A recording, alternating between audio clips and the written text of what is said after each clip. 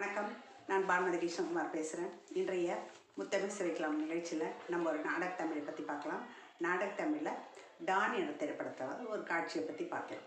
Don என்ற திரைப்படம் 2022 வந்த படம். சிவகார்த்திகேயன் அவர்களும் எஸ்.ஏ. சூர்யா, பிரியங்கா அவங்களாம் நடிச்சிருக்கிறாங்க. சமுத்திரக்கனி அவங்களாம் நடிச்சிருக்காங்க.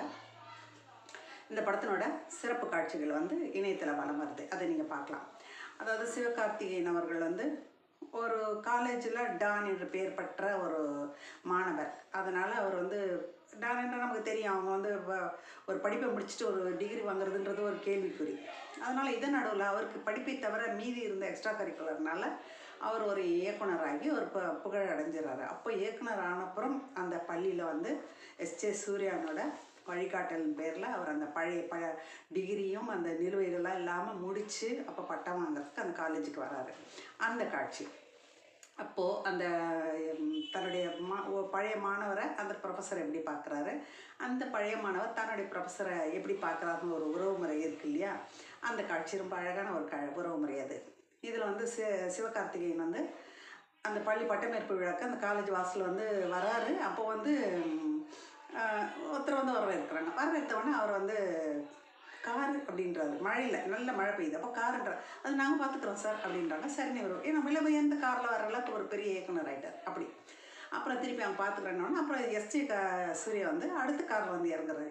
எங்கேயா சீஃப் கெஸ்ட்டு காணோம் அப்படின்னு சொன்னோன்னே ரிசீவ் பண்ண யாருமே காணோம் அப்படின்னோடனே டைரக்டர் அப்போவே உள்ளே போயிட்டாரே சார் அப்படின்னு கூட அவர் சொல்கிறாரு.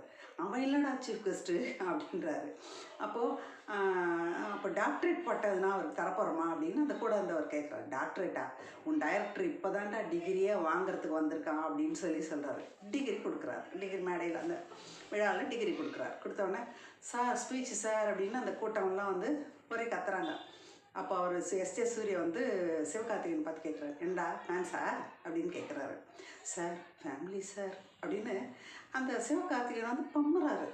அதாவது தனக்கு படிப்பு சொல்லி கொடுத்த ஆசிரியருக்கு தான் தெரியும் தான் இந்த இடத்துக்கு வர்றதுக்கு தகுதி இருந்து வந்திருக்குதா இல்லையா, இல்லை முயற்சியா, இல்லை படிப்பா, இல்லை வேறு எக்ஸ்ட்ரா ஆக்டிவிட்டீஸாக என்ன ஏதுன்னு அவருக்கு நம்மளோட நிறை குறை எல்லாமே அந்த ஆசிரியர்களுக்கு தெரியும். அதனால் அந்த எல்லாருக்கிட்டையும் ஈகோ பார்க்கலாம், பந்தா பண்ணிக்கலாம். ஆனால் ஆசிரியர்கிட்ட அப்படி யாருமே பண்ணிக்க முடியாது. அதுவும் இல்லாமல் நம்ம இவ்வளோ இந்த நிலைக்கு வந்ததுக்கு இவர் தானே காரணம்ன்ற ஒரு மரியாதை இருக்கும். அதனால் ஆசிரியர்கிட்ட மட்டும் பாருங்களேன், எவ்வளோ பெரிய ஆஃபீஸர் வந்தாலும் நம்ம பம்முவோம். அதுதான் அவர் அப்படி சொல்லுவார். சார் ஃபேமிலி சார் அப்படின்வார். பாடுறா அப்படின்று பேசு அப்படின்றாரு. அதுக்கும் அவர் வியக்கிறார். ஃபேமிலிக்குள்ளேயும் செட்டில் ஆகிட்டியா அப்படின்னு வியக்கிறாரு. எடுத்துட்டு சார் நான் பேசுனோடனே சிவகார்த்தி இன்னும் பம்புறாரு. சார் நான் அப்படின்றாரு. பேசு வா டே வா அப்படின்றாரு. அந்த டே வான்றாருல ஒரு உரிமை எடுத்துக்கிட்டு ஒரு தட்டி கொடுத்து ஒரு முன்னுக்கு தள்ளுற ஒரு விஷயம் இருக்குல்ல, அதே மாதிரி இன்னொரு காட்சியில் ஒரு விஷயம் சின்ன வசனம் தான். இந்த மாதிரி தான் சின்ன வசனம் தான். அதில் அத்தனை உரிமையும் தட்டி கொடுக்கும் தன்மையும் சரி செய்யும் தன்மையும் அதில் இருக்கும். அதே மாதிரி தான் இதில் சொல்லு, டே வா வா அப்படின்னு சிரிக்கிறார். அதில் ஒரு பெருமை இருக்குது, பூரிப்பு இருக்குது.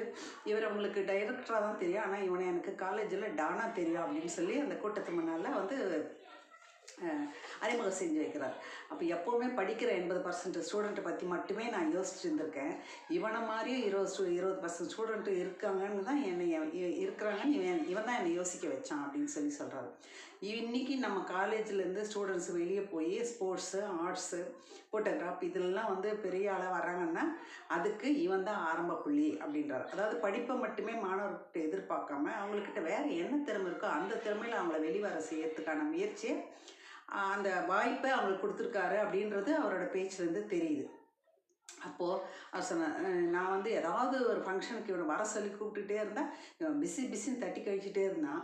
அதான் எப்படின்னு சொல்லிட்டு இந்த டிகிரி வந்தால் தான் டிகிரி அப்படின்னு சொல்லி வர வச்சு உங்கள் முன்னாடி நிற்க வச்சுருக்கேன். நான் பார்த்ததுலே ஒஸ்ட்டு ஸ்டூடெண்ட்டு இவன் தான் அப்படின்றாரு. அப்போ சிவகார்த்திகேயன் மைக்கை பிடிச்சி பேச வர்றாரு. அப்போ அவர் சொல்கிறாரு, எனக்கு கிடைச்சதுலேயே பெஸ்ட்டு இன்ட்ரோ இது தான் அப்படின்னு அவர் சொல்கிறாரு. அதாவது ஒர்ஸ்ட்டு ஸ்டூடெண்ட்டுன்னு சொல்கிற ஒரு நபர் கூட பெஸ்ட்டாக ஒரு இன்ட்ரோ தரக்கூடிய ஒரு நபராக வர முடியுன்றது ஆசிரியர்களோட ஒத்துழைப்புலையும் அவங்களுடைய ஊக்கத்திலையும் அந்த என்ன சொல்கிறது, அவங்களோட ஆசிரியர்களுடைய மன்னிப்புலேயும் கூட இருக்குது. அது மன்னிக்கிற மாதிரி இந்த காட்சி வருது, ஒரு காட்சி, அதை பின்னால் பேசுகிறேன். அப்படி எல்லாமே நிறைஞ்சது தான் ஆசிரியருக்கும் மாணவருக்கும் உள்ள உறவு. அது வந்து அந்த அழகாக அந்த காட்சியில் வெளிப்படும். மிக அழகான ஒரு காட்சி. பாருங்கள். நன்றி, வணக்கம்.